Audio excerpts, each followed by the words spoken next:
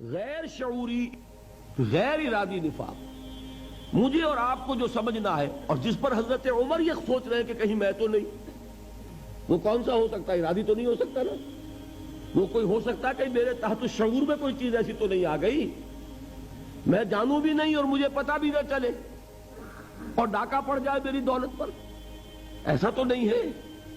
حنظلہ جو ہے اپنے بارے میں جو پریشان ہو رہے ہیں نفاق کے، تو ظاہر ہے وہ ارادی نفاق کے بارے میں تو نہیں ہو رہے نا، اس کا تو کوئی سوال ہی پیدا نہیں ہوتا۔ انہیں اگر کوئی فکر ہے کہیں غیر شعوری طور پر میں منافق تو نہیں بنتا چلا جا رہا، تو ہمیں جس نفاق کو پہچاننا ہے اور سمجھنا ہے وہ در حقیقت یہ دوسرا نفاق ہے، اور قرآن مجید میں اکثر و بیشتر جہاں ذکر ہے منافقین کا وہ اسی قسم کے منافق ہیں۔ یہ نفاق کیا ہے اس کو سمجھنے کے لیے اب ذرا تھوڑا سا ایک مسئلہ سمجھیے۔ اس نفاق کی ایک قسم اور بڑی قسم، دیکھیے سب لوگ برابر نہیں ہوتے اپنی قوت ارادی میں، جیسے جسمانی طور پر کوئی کمزور کوئی قوی، اسی طریقے سے کوئی زیادہ ذہین کوئی کم ذہین، میں کودن نہیں کہتا، احمق نہیں کہتا، کم ذہین تو مان لیں گے نا۔ اسی طریقے سے قوت ارادی جو ہوتی ہے نا انسان میں، اس میں بھی کمی اور بیشی ہے۔ اب فرض کیجئے اس کو جب تک ایک انقلابی حیثیت سے نہیں سمجھیں گے دین کے معاملے کو، یہ نفاق سمجھ میں نہیں آئے گا۔ دین ایک انقلابی دعوت ہے، دین پر ایمان لاتے ہی مصیبت آتی ہے، مشکلات آتی ہیں، حرام کو چھوڑنا پڑتا ہے۔ شعوری طور پر آج طے کیجئے تو آپ کو سود چھوڑنا پڑے گا کہ نہیں؟ آپ نے لمبے چوڑے کاروبار بچھا رکھے ہیں، بڑے اونچے اونچے دبیس قسم کے جس میں پورے پورے پاؤں دھس جائیں، ایسے قالین آپ نے بچھا رکھے ہیں، تو یہ سب بساط الٹنی پڑے گی کہ نہیں؟ کوئی رشوت سے، کوئی اسمگلنگ سے، کوئی سود سے، کوئی کسی اور کام سے۔ تو یہ معاملہ جان لیجئے، پھر دین چاہتا ہے مجھے غالب کرو۔ اب دین کو غالب کرنے میں جان کھپتی ہے کہ نہیں؟ اور جان پیاری ہے۔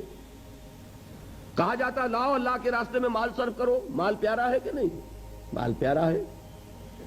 یہاں آتا ہے اصل مسئلہ کہ ایک تو وہ قوی ہمت لوگ ہوتے ہیں جو ایمان لائے اور اس کے بعد ان کی قوت ارادی اتنی مضبوط ہے کہ ہر کے بعد آباد۔ اب جو کوئی چاہے کہے، جو استہزاء ہو، جو تمسخر ہو، جو مذاق اڑے، میں کل بیان کر چکا ہوں حضور کا کیسے کیسے مذاق اڑا ہے۔ پھر جو تکلیف آئے، جو ایذا ہو، جس طرح ستایا جائے، ہر چہ باد آباد۔ ماں کشتی درا بنداختے، ایک ڈیسیژن ہے کہ ان صلاتی و نسکی و محیایا و مماتی للہ رب العالمین، میں نے تو اپنی جس طرح میری نماز اور قربانی اللہ کے لیے، اپنی زندگی اور موت اللہ کے حوالے کر دی۔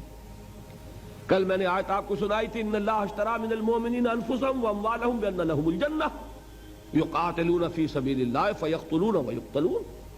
اللہ تو اہل ایمان سے ان کی جانیں اور مال خرید چکا ہے جنت کے عوض، لہذا اب وہ بالکل نچنت ہو کر اللہ کی راہ میں قتال کرتے ہیں۔ جان میری تھوڑی ہے، میں تو دے چکا اللہ کو پہلے ہی، آج جائے کل جائے فرق کیا پڑا، میں تو دے چکا، مال تو میں دے چکا، اللہ جب چاہے لے لے۔ تو ایسے شخص کو نہ مال دینے میں کوئی باک، نہ جان دینے میں کوئی باک۔ یہ تو ہے مومن صادق۔ اور ایک شخص جو ہے اللہ کو مان لیا، رسول کو مان لیا، اب اللہ اور اس کے رسول کا دین، اس کا بول بالا کرنا ہے، جو ہو سو ہو۔ یہ لوگ ہیں کہ جو مطلوب ہیں، ایسے ہی لوگ انقلاب برپا کرتے ہیں۔ یہ نہیں ہوں گے انقلاب نہیں آئے گا، نظام کوئی قائم نہیں ہو سکتا۔ لاکھ آپ کو پسند ہو اسلام، اسلام غالب کبھی نہیں ہوگا جب تک کہ ایسے لوگ نہیں ہوں گے جو ہر چہ باد آباد کی شان کے ساتھ میدان میں نہ اتر آئے۔ لاکھ کوئی شخص چاہتا ہو کمیونزم نہیں آ سکتا جب تک کہ ایسے لوگ نہ ہو جو ہر چیز قربان کرنے کے لیے تیار ہو۔ لیکن اب آپ آئیے دوسرے لوگوں کی طرف جو بیچارے کمزور ہیں، تھوڑ دلے ہیں، کم ہمتیں ہیں۔ وہ غالب کا وہ شعر کہ جانتا ہوں ثواب اطاعت و زہد پر طبیعت ادھر نہیں آتی۔ آپ نے دیکھا ہوگا کچھ لوگ کسی عادت کو چھوڑنا چاہتے ہیں، عادت کے ہاتھوں مجبور ہیں، چھوڑنا چاہتے ہیں، اپنی عادت ہے، چھوڑنا چاہتے نہیں چھوڑ سکتے، کوئی کام کرنا چاہتے نہیں کر سکتے۔ لاکھ خواہش ہے کہ فجر کی نماز میں جماعت کے ساتھ ادا کروں، لیکن جب عین وقت آتا ہے اس وقت وہ قوت ارادی ڈھیلی پڑ جاتی ہے اور آدمی سویا رہ جاتا ہے. بلکہ بسا اوقات ایسا بھی ہوتا ہے کہ آنکھ بھی کھلی، اذان بھی سنی، لیکن اسی وقت جو ہے وہ قوت ارادی مزمحل ہوئی، نفس کا غلبہ ہوا، کروٹ لی، چادر خوب اچھی طریقے سے اور درست کر کے اوڑھ لی، اور اب جب دھوپ کی تپش ہوگی تبھی آنکھ کھلے گی. یہ کیا ہے؟ یہ قوت ارادی کی کمزوری ہے. اب ایک شخص کا تصور کیجئے کہ وہ اسلام لایا دیانتداری سے، دھوکے سے نہیں. وہ چاہتا ہے مسلمان بننا، وہ چاہتا ہے ایمان کے تقاضے پورے کرنا، وہ چاہتا ہے کہ میں بھی اللہ کے ہاں مومن شمار کیا جاؤں. وہ سورہ حجرات کی آیات، مومن تو صرف وہ ہے، انما المؤمنون الذین آمنوا باللہ ورسولہ ثم لم یرتابوا وجاہدوا باموالہم وانفسہم فی سبیل اللہ اولئک ھم الصادقون. مومن تو صرف وہ ہے جو ایمان لائے اللہ پر اور اس کے رسول پر، پھر شک میں نہیں پڑے اور انہوں نے جہاد کیا اور کھپائے اس میں اپنی جانیں بھی اور اپنے مال بھی. سچے صرف یہ ہیں. تو جی تو ان کا بھی چاہتا ہے کہ مومنین صادقین کی فہرست میں ہمارا بھی نام ہو، لیکن جب آئی آزمائش، جب آیا مطالبہ، آؤ نکلو اب اللہ کے راہ میں، جان ہتھیلی پر رکھو، موقع آ گیا ہے، آؤ بھائی چلو نکلو اللہ کی راہ میں، یا ایسا وقت کٹن آ گیا ہے، اللہ کے دین کو پیسے کی ضرورت ہے، نکالو پیسے. اب وہ جان بھی عزیز، مال بھی عزیز، اب وہ گو مگو کی حالت میں گرفتار ہو گئے. اس لفظ کو یاد رکھ لیجئے، گو مگو، تربص، چلوں نہ چلوں، جاؤں نہ جاؤں، بڑھوں نہ بڑھوں. یہ جو تذبذب ہے، یہ لفظ منافقین کے، یہ لفظ سورہ نساء میں آیا ہے، مذبذبین بین ذالک لا الہ ہؤلاء ولا الہ ہؤلاء. یہ وہ لوگ ہیں، ایک تو وہ ہے نا ڈیسیژن لیا ہے، ڈٹ گئے، ایک وہ ہے کہ مذبذب ہو گئے، نکلے کہ نہ نکلے، چلے کہ نہ چلے، ہاتھ بڑھے جیب کی طرف کہ نہ بڑھے، تجوری کھولوں کہ نہ کھولوں. یہ تذبذب ہے. اس میں اگر کبھی ایسا ہو گیا کہ دین کے مطالبے میں آدمی پیچھے رہ گیا، بزدلی دکھائی، پیٹھ دکھا دی، گھر میں دولت رکھی ہے اور اللہ کی راہ میں صرف نہیں کی، اب کیا ہوگا؟ ایک شکل تو یہ ہے کہ وہ اس کا اعتراف کر لے، مجھ سے خطا ہوئی، مجھ سے غلطی ہوئی، حضور کے پاس آیا، حضور مجھ سے خطا ہوئی، میرے لیے استغفار کیجیے، میرے لیے اللہ سے معافی چاہیے، میں آئندہ کے لیے وعدہ کرتا ہوں کہ ثابت قدم رہوں گا، جو دین کا تقاضا ہوگا پورا کروں گا. ایسے شخص کو کیا کہیں گے؟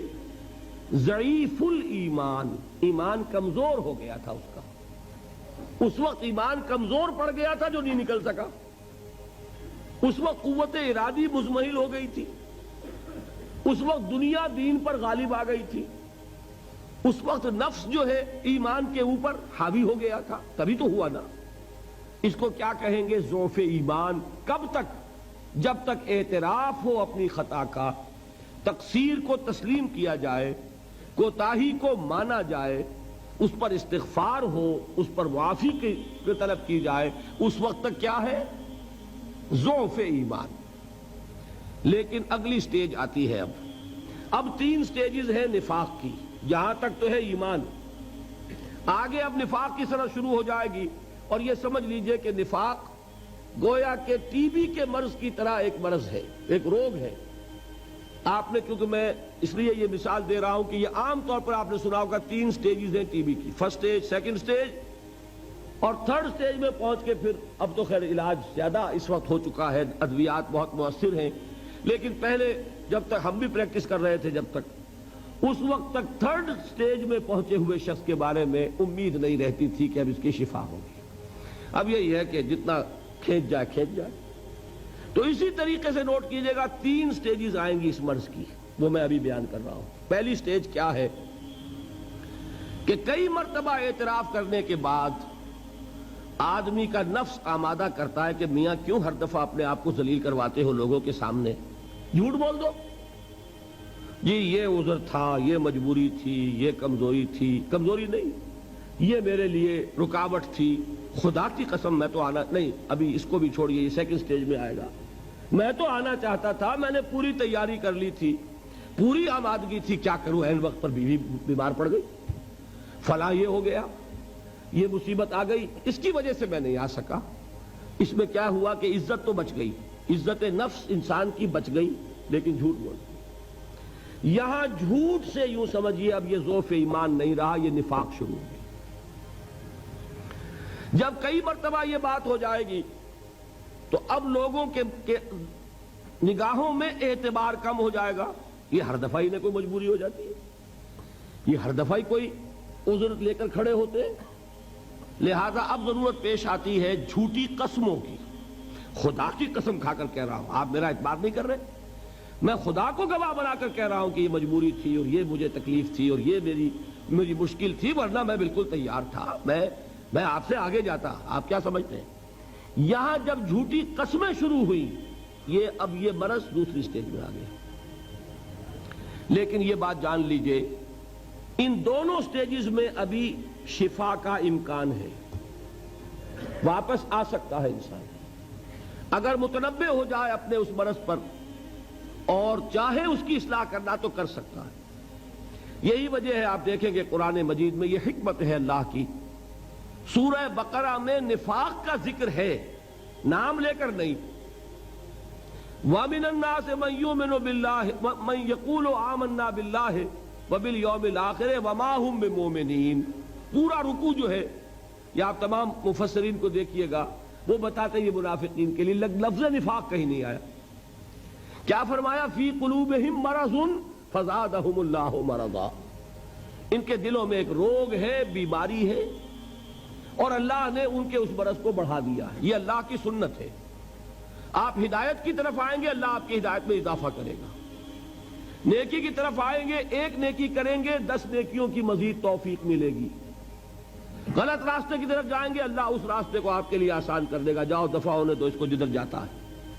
ایک برا کام کریں گے 10 برائیوں کا راستہ اور کھل جائے گا، ایک بے حیائی کریں گے 10 بے حیائیاں آسان ہو جائیں گی، نفاق کا راستہ اختیار کریں گے اللہ اسی کو آگے آپ کے لیے کھول دے گا۔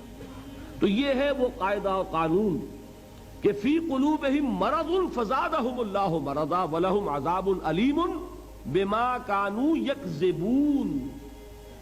ان کے دلوں میں ایک روگ ہے، اللہ نے ان کے روگ کو بڑھا دیا ہے، اور ان کے لیے دردناک عذاب ہے اس جھوٹ کی بدولت جو یہ بول رہے ہیں۔ دیکھا لفظ جھوٹ ان دونوں حدیثوں میں بھی، اذا حدث کذب، جھوٹ کو ایک اہم علامت بیان کیا گیا، یہاں بھی وہی لفظ جھوٹ آ رہا۔ فی قلوبہم مرض فزادہم اللہ مرضا ولہم عذاب علیم بما کانوا یکذبون۔